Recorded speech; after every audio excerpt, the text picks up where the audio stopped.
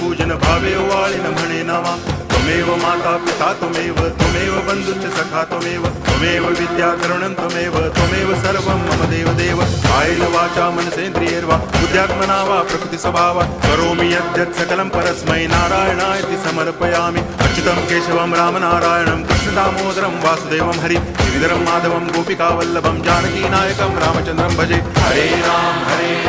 Ram Ram